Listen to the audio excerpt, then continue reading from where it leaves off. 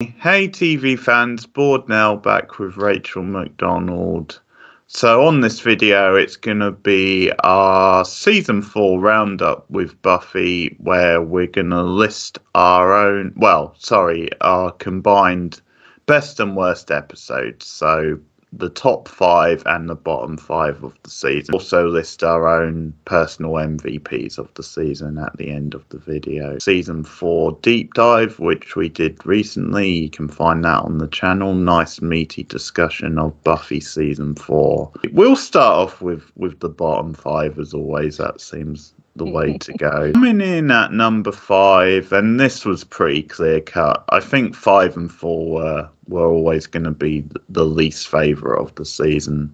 So number 5 is the god awful, super cringe, super cheesy Beer Bad. We talked about this. We talked about the infantile mind of the writer Tracy Ford, who contributed 3 episodes this season, and funnily enough, one of the other 3 he did a script for also is on this bottom 5 list. But Beer Bad, for me, the gimmick caveman Buffy never really worked. I never even found it that amusing. No. And it's a really cringe, really dumb episode to watch. Sanders treated like awfully in the episode. That's really tough to watch. The standout scene, as we both agreed, is the Willow Parker scene, and the way Willow gets the better of Parker in that scene. That is a standout. And there's the odd funny line, of course, as you normally get in any Buffy episodes, but it's pretty much trash. It's like the bottom of the barrel when it comes really to is. the show. And I think most fans would agree with it. I mean, this has never been a popular episode, and I think anyone who does like it would list it as like a guilty pleasure. But I think it's just one of those ones where the metaphor that they went for was just way too broad and way too on the nose. Like, okay, alcohol turns you into cavemen, blah, blah, blah. You know, alcohol makes you lose your inhibitions and makes you act stupid. It's like, yeah, we get it. Like, this was just a really dumb metaphor. And like you said, the caveman stuff just doesn't work. It comes across as cringy and not really that funny. I mean, but I think Cave Woman Buffy has a couple of like funny moments, but aside from that, it's just really not great. And as we talked about in our review, it's surprisingly anti-alcohol for a show that is currently set in college. You know, it doesn't really ring true. Like, I'm not saying they need to have the characters running around getting drunk every single episode, but these are college-age kids in a college environment who are going to college parties. Like, what did you think they were going to do? Drink soda the whole night? I don't think so. So, yeah, Beer Bad just in its entirety, absolutely terrible. Like Keith said, we got a couple of highlights, but overall, just a really bad metaphor and just really lazy writing. And it's absolutely hilarious that this episode, of all episodes, was nominated for an Emmy. Would you like to know what it was nominated for? Was it hair and makeup? Hair design. I have heard this. Oh, that's hilarious. That is no, brilliant. But I suppose that does make the episode worthwhile alone. Yeah. He's back. Tracy Forbes also wrote this beauty, which is Where the Wild Things Are. Now, it's very close between the two for the bottom. Where the Wild Things Are, like Beer Bad, has a really dumb gimmick. All Buffy's ever been in any episodes. So true. So true. It doesn't help that her and Riley have very little chemistry, in my opinion, but just the idea of them just spending the whole episode like shagging, it's just so infantile. Like it's not even that interesting to like watch, and then like it could be improved upon if the stuff at the party and the overall gimmick around them was more interesting, but it's just not. You've got like the orgasm wall. Orgasm wall. Who wrote that? That was terrible. Oh my God. So bad. Yeah, it's really messy writing throughout because it feels like really cobbled together, like the whole trying to link the stuff with the Catherine Juster character and her thing in she is absolutely wasted. I mean, Catherine Juster, such a great actress, such a great character actress, and they just waste her in this episode. It's like, really, you had Catherine Juster, and that's what you did with her? Yeah, it's crap. Stuff him. Yes. suddenly in the run-up to the episode, he'd been anti-Buffy and not really on board with her and Riley, and then he seems Suddenly to be he's more accepting. yeah, And they're yeah. at a party. I can't imagine he would be happy with Buffy at a party. Xander and Anya get into this weird fight, which doesn't really go anywhere or produce anything. And yeah, just the entire episode is just really infantile. Like we said, the orgasm wall is one of the dumbest concepts I think Buffy has ever done. And I cannot get over that. And just this idea, like I think I spoke about this when we did our review. It feels like they're trying to go for like a poltergeist angle, because poltergeists generally, usually speaking, are born from some sort of sexual trauma or repressed sexuality or something like that. They're very often cited as being girls when they go through puberty can produce poltergeists. And so I feel like they were trying to do that, but like it just didn't work. It didn't work at all. The ghosts kind of fell flat. Any appearance by the ghost that was supposed to be like scary just didn't really work. And the whole episode just, I mean, the last one, when we did our rewatch, I just sat there laughing and going, who wrote this and who sat down and filmed it and then who edited it and said, yes, we're going to put this on TV for people to watch. It was just so many steps that could have prevented this episode or at least made it better, and they ignored every single one. So I think this and Beer Bad are so close to being the bottom episodes. Like it's barely like a tiny inch between them of which one's worse. Yeah, it's a bit of a slog as well, like, and I think that's the only reason I might consider this as worse than Beer Bad, is because Beer Bad, you could argue, at least has some goofy fun. This doesn't really have that. I think this was a bit more of a bland and a bit more of a slog as an episode, but it's very close. I think Beer Bad is just so cheesy and stupid. That's why overall we're giving it to that one. After that, it's kind of interesting because season 4 the standard is pretty high, so I think the next 3 are not what you would call like bad episodes, like outright bad. They're just a little bit more in the mediocre territory.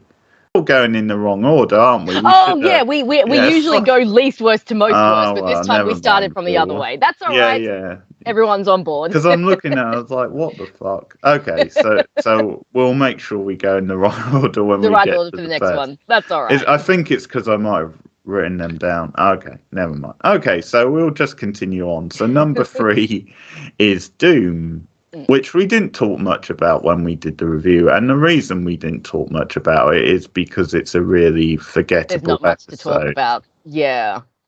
They retread the like end of the world plot, which I thought was a bit lame considering they've done it at least twice, maybe 3 times up to now in the show. Yeah.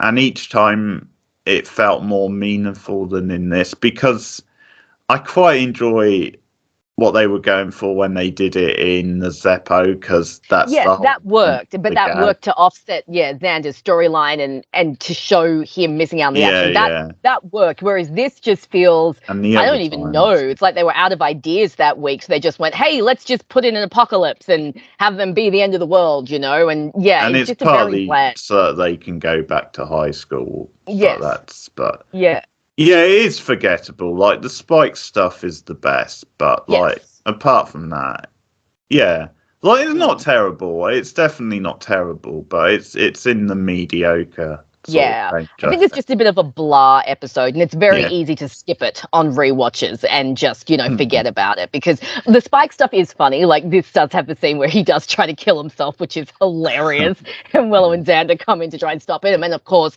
him wearing Xander's clothes is a funny gag that we get to see throughout the season. But, I mean, that's such a small part of the episode. Yeah. Oh, and of course, you do get the revelation at the end of this episode that Spike can hit a demon. So the end of the episode is quite funny, with Spike being like, let's get out there and kill, save bunnies and people and kids. Let's kill some things. That part's amusing. But the rest of the episode is just so forgettable, I think. And I think that's the issue with Doomed. It's just, it has that, it does that thing that we always say is really bad in like horror movies. It's boring, it's not bad. It's just boring, and you just don't really get much out of this episode. So again, mediocre, not terrible. You wouldn't put it in the same category as Beer Bad or Where the Wild Things Are, but it's just very blah. And like I said, very easy to skip this episode on rewatches. Yeah, so before we do skip over it to the next one, let me just add one more thing. Screw you, Percy, because you're Yes. terrible in that Damn you, episode. Percy. Willow should have kicked you in the nads. What a loser. I know, right? She's got way more going for her than that girl he was hanging out with. Absolutely. Like, Percy, you Yeah, wouldn't have made it out of high school without Willow. Show some gratitude, or she'll kick your ass again. she Are we will. remembering that? Yeah, don't mess with Willow. Yeah. So number 4 is Goodbye, Idaho. Yeah. Bit of a Riley-centered episode, but I think both of us kind of went, Mark Blucas, unfortunately, doesn't quite have the dramatic chops to pull off the arc that Riley's going through. This is obviously a follow-on from the Iron Team, which we both agreed was a bit better because you've got some great Buffy moments and the reveal of the Initiative and Adam.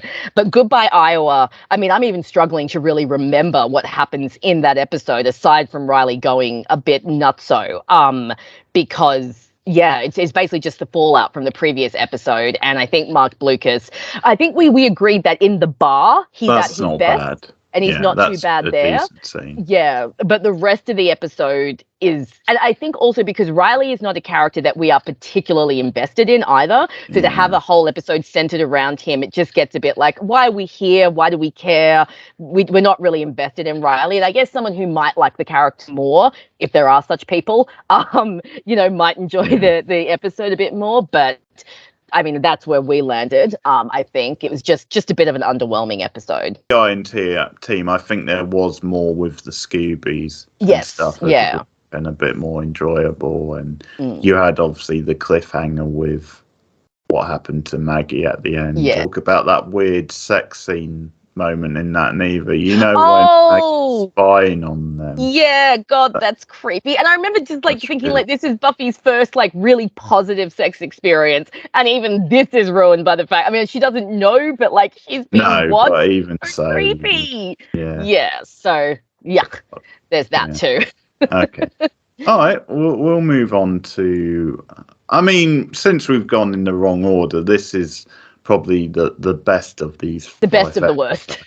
Yeah. Because I did say we were talking about it and we agreed that the standard overall was so high that really we've gone with Superstar for number 5, and that's an episode which we both think is fine. I enjoy it more than Rachel, actually. I do tend to have a good time when I put this one on, but I agree then by the standard of season 4, it probably is a slightly lesser episode.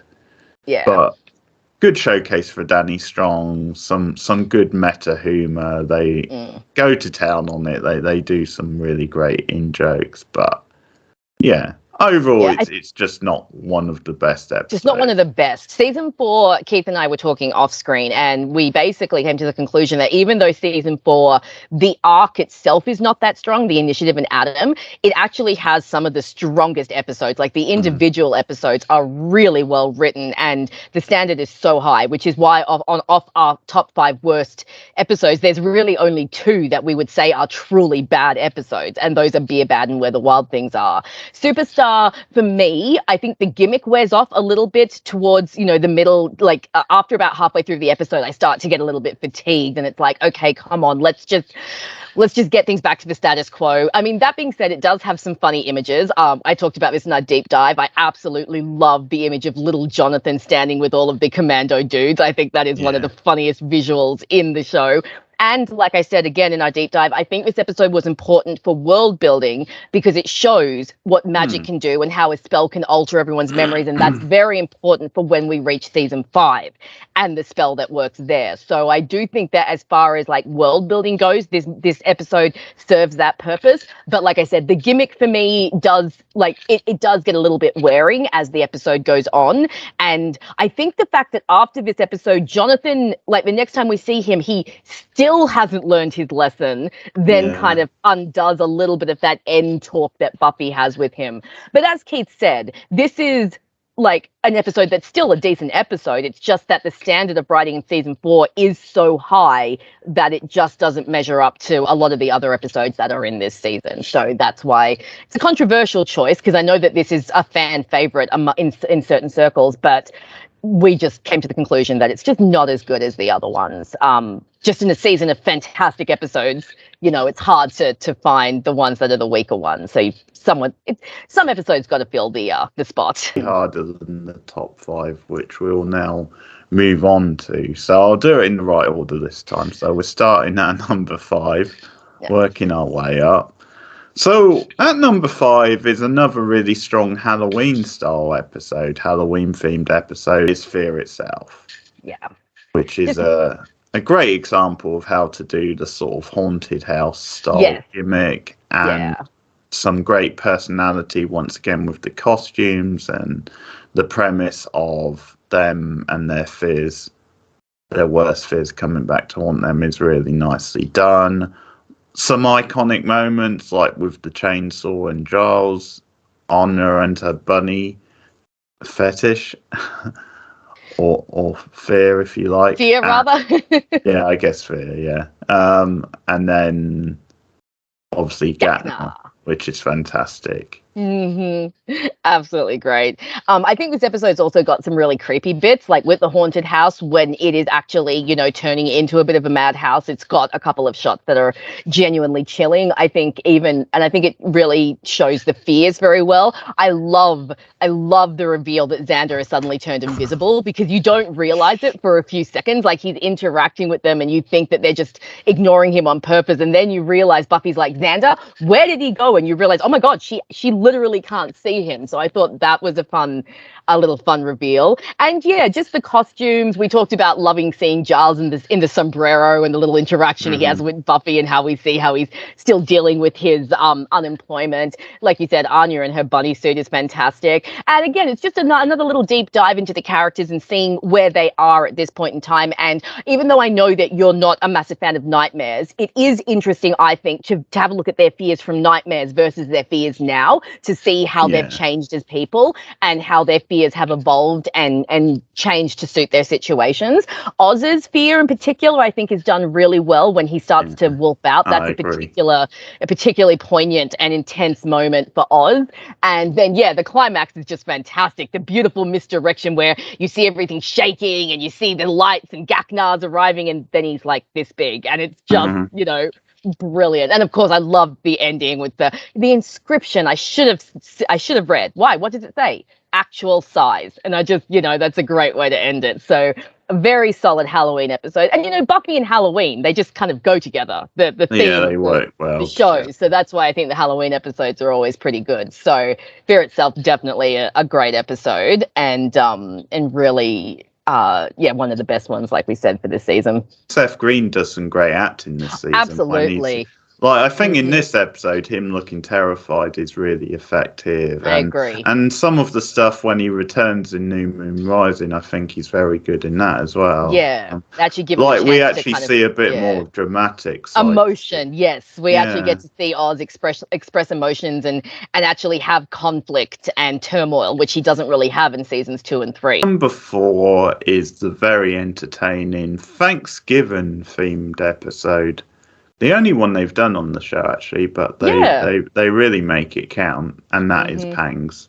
Fantastic episode. Just a great episode. I think Pangs is one of those episodes that grows on people, because I remember when I was younger, I didn't really love it that much. And as I've gotten older, I've just really come to appreciate it. I think, the appearance by Angel is fantastic. We get our first kind of little crossover, especially since everyone keeps insisting that he's evil again, and he's getting really upset, He's like, I haven't been evil for a very long time. You have the start of Spike as the enemy within. This is the first time he comes to the Scoobies to say that he's been neutered. And I just think Buffy trying to make this perfect Thanksgiving while all of this crap is going on around her is a great little running gag. Poor Xander with his syphilis. And of course, we have one of the best lines in season 4. A bear? You made a bear. I didn't mean to. Undo it. Just absolutely brilliant. So absolutely love Pangs. such a great Yeah, episode. it never gets old, that line, and the No. episode just has so many great scenes, and the ongoing conversation over Native Americans and Yes. the merits of the holiday is just fantastic, and Mhm. has some entertaining lines in it, and just wonderful all the way through. I think it's a really fun and consistent Yeah. episode, packed with great character moments. We even said like that scene with them on the bikes is really Yes, the adorable. bicycle That's scene. a gem of the Fantastic. scene as well. That's so fun, Hmm. so good. Yeah. And of And course we yeah, talked. Yeah, you go. no, I was just going to say it is a good way to use Angel without him as a cameo, without him feeling like he's sort of dominating the episode Yes, too I much. agree. It's a Yeah. good way to handle like a crossover style episode, Mm. and it doesn't break the character because it makes a lot of sense. And Oh, it's he's 100%. Yeah. keeping an eye on Buffy without he doesn't want her. Angel's doing his Edward Cullen routine, which I'm never fond of, but unfortunately is part of his character. So he's But he's got the yeah, best of on this intentions, but occasion, a lot yeah. of times it would come off as creepy, but on this occasion, I think it works. Love the fact that Buffy can feel him when he's not there. That's always actually been part of her character, that she can sense Angel when he's Yeah. not, when she can't see him. And so I love all those little moments where you see her like looking out the window, because she can sense that there's some sort of presence there. And I think that's a great way to have her aware of Angel's presence without actually having to have them, interact and make the episode a Angel episode, which is not obviously what they wanted to do. So yeah, I think they really did his cameo very, very well. And it was fun to see David back and to see him interact with the cast. And I love Anya's, this is Angel. He's tall and glowery. That's a great way to describe him. So yeah, I think Pangs is one of those underrated episodes that just grows on you as you watch, and I think it just gets better and better every time you watch it. Just so funny and so entertaining. Just a really well-written episode, I think. Number 3 is the first part of that big faith-centric two-parter. It is just Yish's girl. And yeah, like she makes one hell of a splash returning. They handle her return very well. Mm-hmm. There's some truly creepy, like unnerving scenes in it, in the hospital in particular. The dream sequences are very well done. Mm-hmm. Nice to see the mayor have a little cameo again in season 4. As I said, I really like the stuff with him doing the stuff on the video and Faith just watching, and like him almost from the grave doing this and making her laugh again. But yeah, the whole message and the whole intrigue over what's that device going to do, which is given her. So good stuff. Really strong episode. And definitely an episode that was needed, because Faith's storyline was left very much up in the air, and I think that by bringing her back in this, it opened up that path to turn her into one of the best characters in the universe. She goes on to have an incredible arc over Buffy and Angel, and it all starts here. And I talked about this in our review. I really like that this episode just shows you how far Faith has gone. Like, she's woken up to a world where she doesn't have anyone in her corner anymore. The one person who was there for her is gone. Everyone's moved on without her. So you really see her hit rock bottom in this and the next episode. And I think that Eliza does a really good job in this episode of just showing Faith's confusion and vulnerability, but also the way she hides it behind her violence and, her outward aggression. And of course, you have that fantastic ending where we do finally realize what the device has done. And we know that, oh my God, we're in for a bit of a ride the next episode with the Faith and Buffy body swap. So I just think that this year's girl just really sets up Faith's arc and where she's going to go from here on to Angel so well. And it's really nice to see Eliza back, and like you said, to see Harry Groening back. The dreams where Buffy is the monster and Faith is the victim are such an interesting perspective to see how Faith views their relationship and how she can't wake up until she, beats Buffy. And I just think there's a lot of really good character work in this year's girl. And I think everyone was happy to see Faith back. I mean, she's such a fan favorite, and bringing Eliza back to kind of wrap that up on Buffy was really great. So another fantastic episode in a season that's full of them. With Joyce is really good as well, as we said, and I sort of feel like really these 2 episodes on Buffy and then the 2-parter we get on Angel with Faith is that's sort of her real descent into like this is full on villain Faith and the worst stuff she has ever done. So Yes, absolutely. that then makes it possible to then build to her redemption sort of thing. So this is where she hits the limit, where it's almost like the point of no return, but then that makes her redemption all the more satisfying later on. Absolutely. Number 2, this was quite close as well, but our number 2, we've gone for the very dreamlike, the very experimental, but really enjoyable season finale, which is Restless. An episode which, when I first saw it, I didn't really like it that much. I didn't really get into it. I think it is a grower. Yes. But it's a really fun idea, like them just having a video night, and it's a nice sort of come down after the finale, but then you get the whole gimmick of them all having nightmares or all having like these weird sort of dreams. And it turns out the whole reason behind it to do with the spell they did to defeat Adam previously. And we get the introduction of the first Slayer, which is good because that's something they're going to return to in season 5 as well. So that makes a lot of sense. But so much fun with the various dreams, and really stylistic and some interesting meaty stuff. All the different visuals are fantastic. Willow's dream has a very Lynch feel with the red curtains and all of the soft lighting. Xander's is obviously taken from Apocalypse Now, and as Keith said, some of the shots in this are actually better than the shots in the actual movie. Oh, and Snyder's are much better Kurtz than Brando is. And you know, and I love Buffy's dream as well, with the desert landscape and meeting the first Slayer, and of course. Every single dream sequence is just ripe with symbolism and meta, and there's so much what's what I'm looking for, so much to interpret in these dreams, so much analysis that you can do just to see where the characters are, you know, in their journeys, how they view themselves. You know, we get hints of Willow still being scared that her college persona is going to be ripped away. Xander is scared of being left behind by his friends, and of course the abusive situation he's in at home. Buffy's scared of the source of her power, and Giles is just trying to figure out what's going on. And like I pointed out, there is some interesting stuff with Olivia in Giles's dream that I think could be hinting at maybe Giles wanting to move away and start a family. But however you interpret them, the dreams in Restless are just, they're fantastic. And what I really love about Restless, the dreams in Restless, is they play out the way dreams actually do. You know, you move from like, you know, like Willow will open a door from her bedroom and suddenly be on a stage, you know, stuff like that. And that's how dreams work in real life. So I think that this is one of the few episodes that really captures what it is like to dream, and how your dreams are just random and weird things pop up. And obviously that's why we have the cheese man, you know, because that's what happens in dreams. You might suddenly have a dancing hippo in a tutu in your dream, and you have no idea why unless you watch Fantasia that day. So, you know, it's just, I think it's and again, I agree with you. It's a bit of a grower, especially if you're watching Buffy for the first time. And, you know, you come to the season finale and you're like, oh, this is like, I think the first time I watched Restless, I didn't realize it was the season finale. I thought it was just another episode. And when I realized it was the finale, I was like, that is so weird. But once you watch it over and over and you start to see all the layers to it, it's just a really fantastic character study, Restless. And I mean, I said this in our review, but I feel like we could probably, if we wanted to, sit down and do an entire video just on Restless and all the symbolism in it and everything that you can interpret in the dreams. So just a really fantastic episode.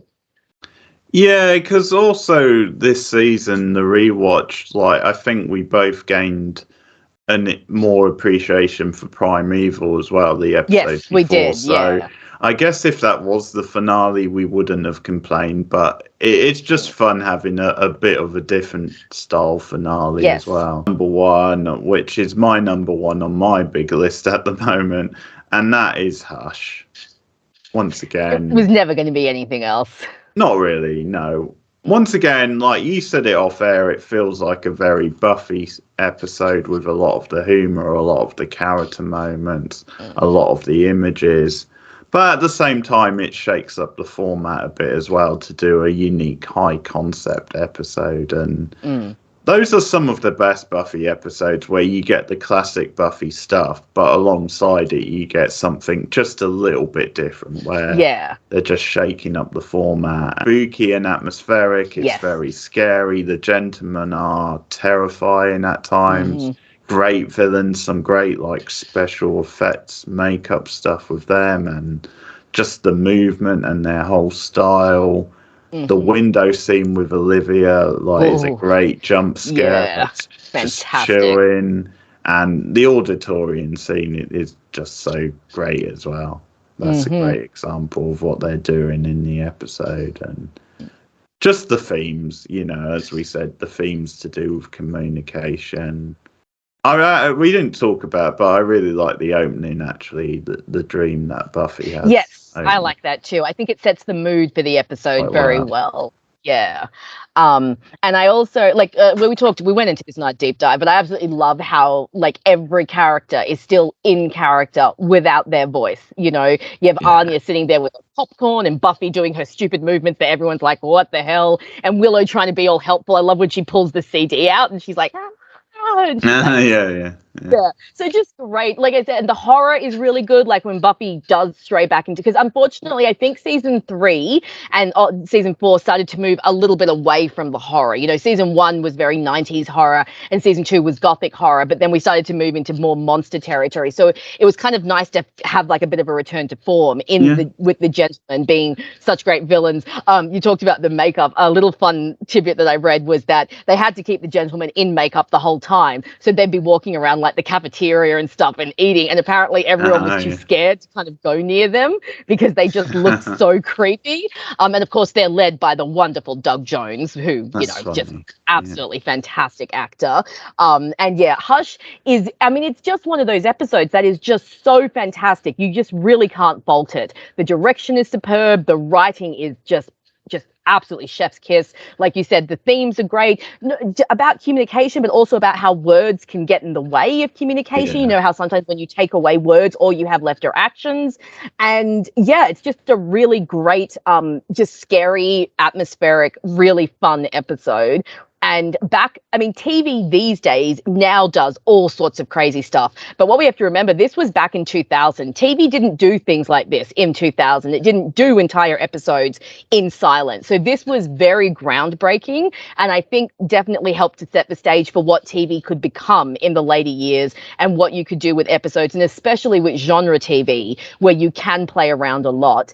I think Hush was definitely a forefront in episodes that then went on to build onto the golden age of TV and to show what could be done on television, because it is almost cinematic. Hush, you know, it's a big, we really involved the whole town, the watchtower with the clock tower and everything. It feels quite cinematic. So I think, it was never going to be any other option. I mean, I think anyone who reviews Buffy season 4 and picks a top episode, it has to be Hush. And the only episode that could possibly come close is Restless, which we have second. So just a fantastic episode all up. And like you said, you currently have it at the top of your episode list. So that right there is a good indication. It'll take some beating as well. Yes. It's like these actors are really good, because I think a lot of times to like physical acting and mannerisms and stuff, that is the highest form of acting in many ways, like when you don't have the dialogue. And that's almost like an appreciation for like silent cinema, where they had to do that all the time anyway.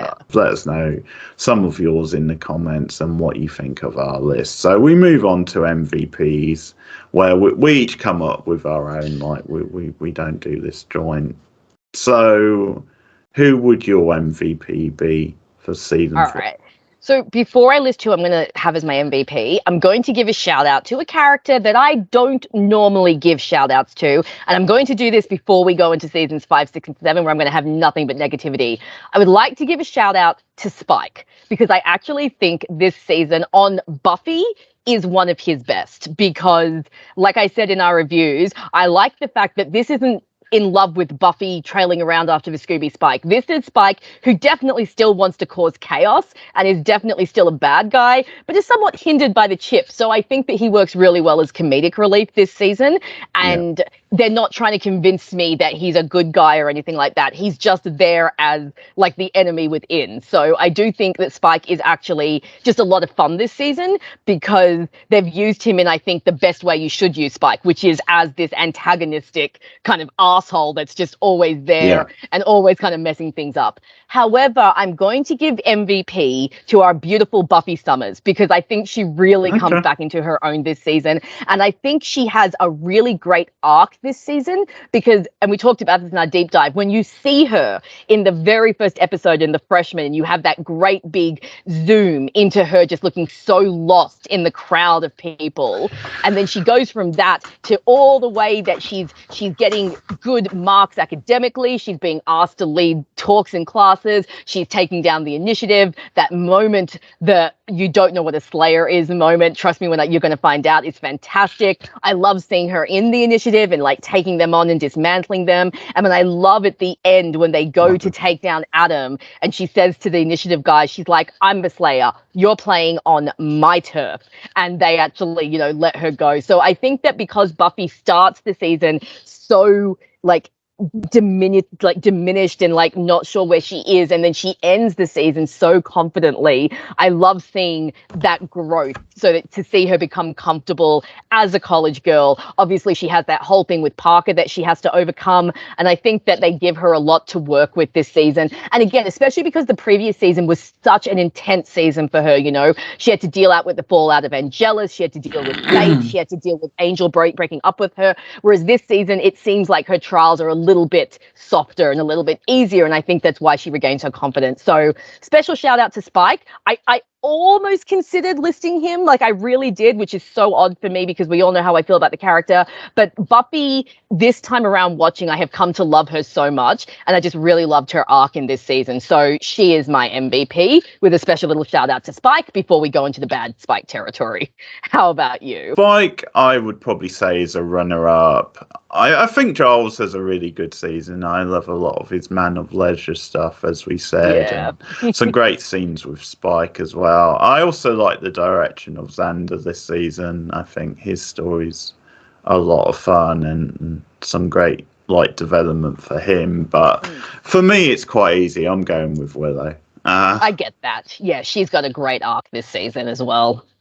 Yeah, so I think I'm going with her because this is the character at its peak this season. Yeah. This is where she's gone on that growth over the seasons, and there's still a little bit of growth to come as well, but I think this is definitely at the peak now where you can see that big spectrum between who she is this season and who she is at the start of the show, where just to see her more confident than Buffy at the start of this season, to see her loving college life and really embracing it and being confident, to see her actually giving romantic advice to Buffy is so great to see. But a bit like Buffy, like you said with Buffy, like Willow definitely has ups and downs this season. There's some high emotions.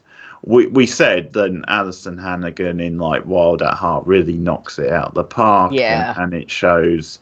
Just then she can do the drama as well as the quirky comedy stuff. She's really convincing in that episode, and definitely some good growth with her getting more into the magic this season. Her that manifesting with some of her rage and some of her hurt, then sometimes she turns to the spells a bit too easily, and that starts that type trend. But the magic stuff definitely adds some new elements to her character, which I really enjoy. And there's some good drama with her and Oz. There's some good drama with her and Tara, who have a solid start as a couple on the show, I think. And yeah, just some great stuff with Willow in some of the best episodes. So, personally, I know you're not a fan of the scene, but I do like the scene with Spike in the initiative. And I think as a character beat, it's at least a good character beat. That's true. Yes. Then she is supportive towards Spike. Then she has that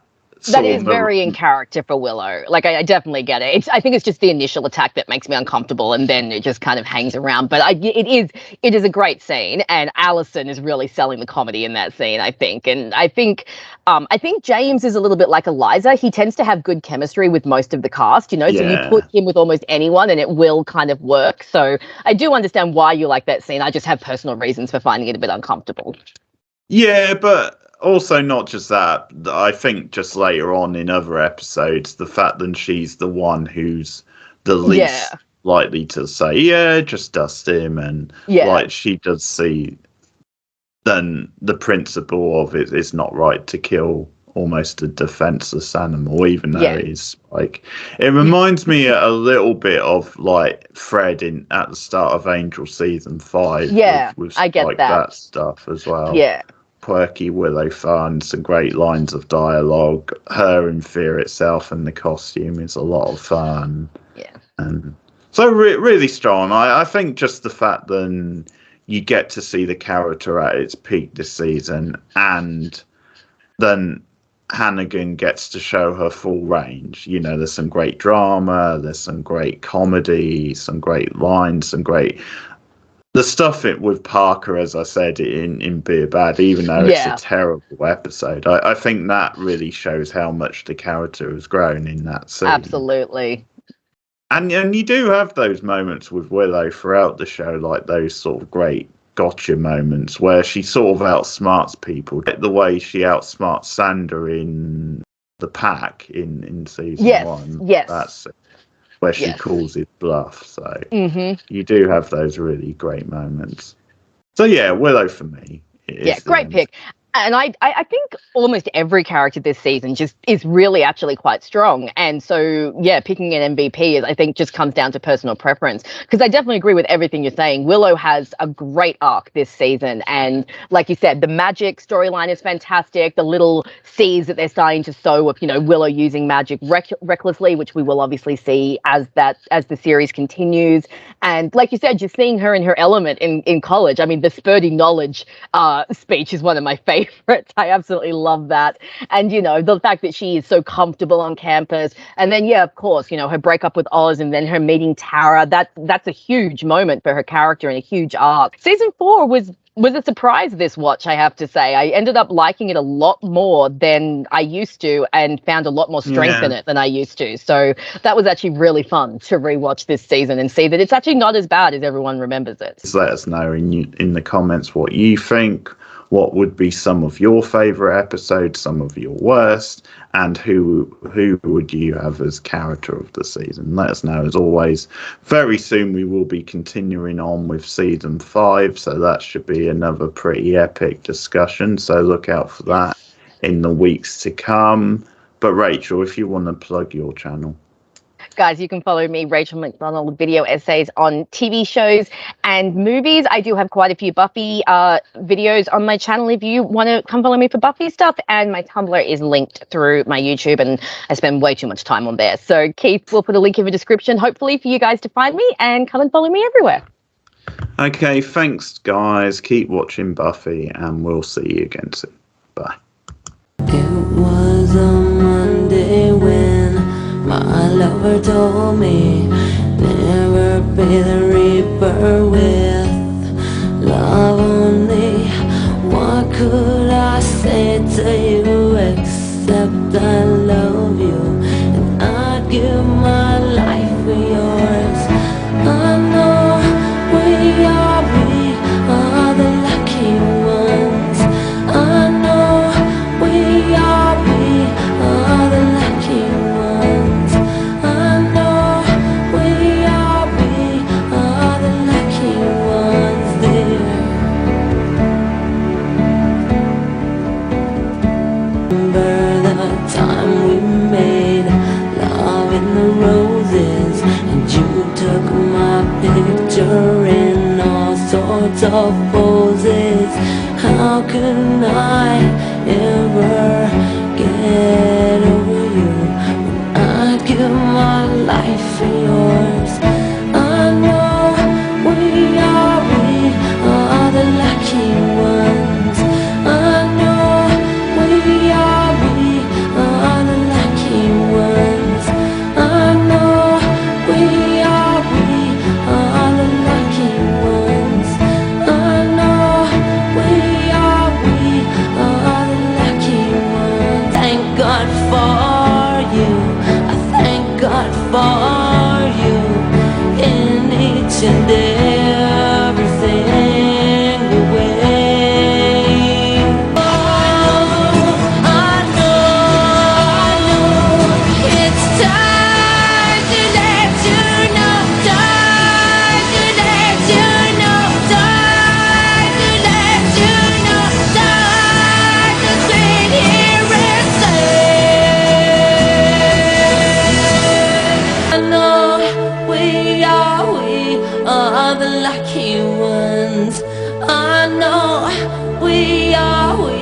are the lucky ones.